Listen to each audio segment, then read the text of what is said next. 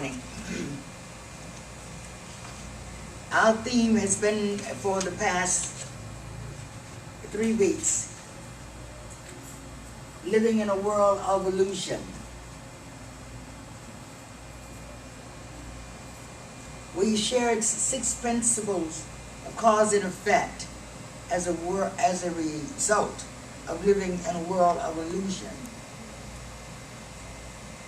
First, to define illusion, page 599 in our textbook, Dr. Holmes wrote, "The ancients taught an illusion of mind, an illusion of the material universe.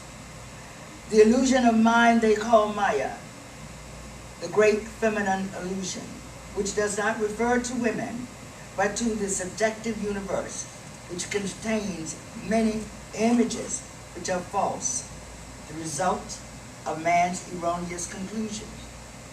This does not mean that the subjective world of itself is an illusion, but it might present us with an illusion unless we are careful to discriminate between the false and the true. Jesus said, 'Judge not according to appearances, for even in the physical universe is not what it seems to be. As a matter of fact, neither the physical nor the subjective universe are things of themselves. As Plotinus said, nature is the great no thing, yet it is not exactly nothing, since its business is to receive the forms of thought, which the spirit lets fall into it. The illusion is never in the thing, but in the way we look at it. The illusion is never in the thing, but in the way we look at it." As a foundation or basic ideas to remember, we shared that illusion is simply a copy of the original pattern ad infinitum. A copy, a copy, a copy. We reminded you that illusion is a faculty of the soul. We shared what we think, we do not think, as there is an infinite thinker within that does all the thinking. And what we think is never what it is. We shared that all ideas come from our spirit, and we shape those ideas around our beliefs, which are also limiting. It is the use we make of ideas that determines our ideals. Our first idea was the cause of wrong perception of a perfect idea is an untrained, unillumined, and unfocused mind. The cure is developing and practicing forgiveness, meditation, contemplation, and observation, making these part of our daily spiritual practice. Our second idea was the cause of wrong appropriation of ideas is an overestimation, and it is the drama faculty and the tendency of the personality to move into the low ego. The cure is steady attempt to decentralize the life of the personality, to center it into the soul, and empower the will. The cure, your will, Lord, not mine. And Dr. Holmes said, this was the highest form of prayer that we could pray. Your will, Lord, not mine. Our third idea was the cause of wrong interpretation of ideas, which is an overestimation of one's mental powers. False pride being the underlying culprit. The cure is development of awareness. Dr. Holmes said, take everything to substance. That is, take everything to the 7 attributes of God. See the 7 attributes of God in everything. Our fourth idea for the cause of living in a world of illusion is through wrong direction of ideas. And the cause is a small and uninclusive mind, excluding everything we do not like. And the cure is to train the mind to be inclusive. affirmations. Why am I one with God? And everything is a part of me. Remember, we shared that everything we see, feel, and think goes on in your world. There's nothing outside of you. Everything is in your mind. Everything is right here in your mind, even an image of me. Our fifth idea for the cause of living in a world of illusion is through wrong integration of ideas. And that is the tendency towards selfishness. Those of us who call for justice, just for me, excluding the whole. The cure is to practice humility. To practice humility is your will, Lord, not mine. Our sixth idea was through wrong embodiment of ideas. And that is not thinking ideas through the logical conclusion. We don't ask ourselves, what is my intent? What do I intend to happen as a result of this action? What is my motive? Who will I hurt? The cure is to do self-talk.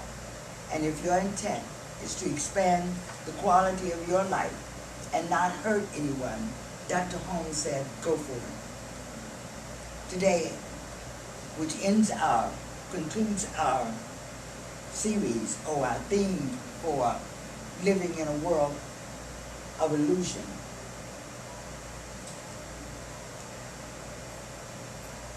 Our first idea is wrong intention, coupled with the idea of, or the principle of embodiment. What do I intend to gain by this action? The second is wrong purpose. There's no wrong purpose, as every purpose is to express the life force that moves through us. Every one of us is here to express only that which we call God. Our ninth and last principle for living in a world of illusion is wrong action.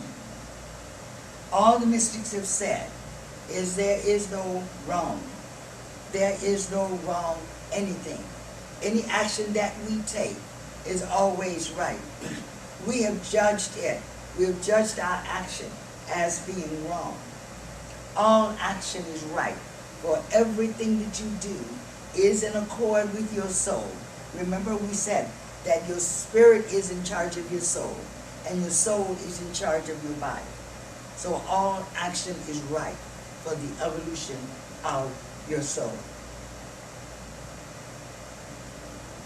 In closing,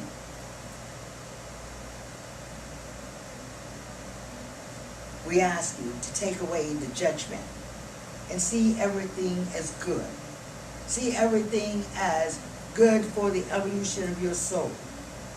Remember, we said that since the spirit is in charge of your soul in charge of you, then whatever you do is to bring that soul, or to bring that essence, to bring the essence of spirit from this level to this level.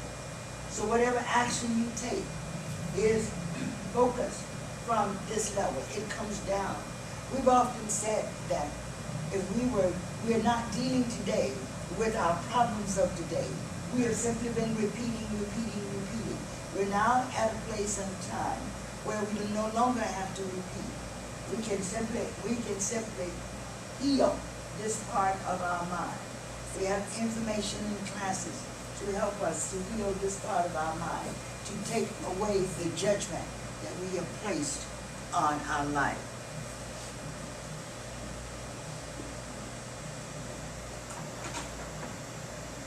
As we see through a glass darkly and yet face to face, we can move through or move beyond living in a world of illusion. Let us pray.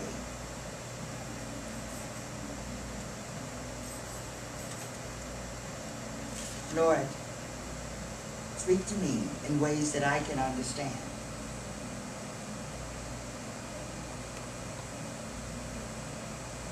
And as we as a group move beyond the state of illusion, we move into that clear space in mind where we know that we know.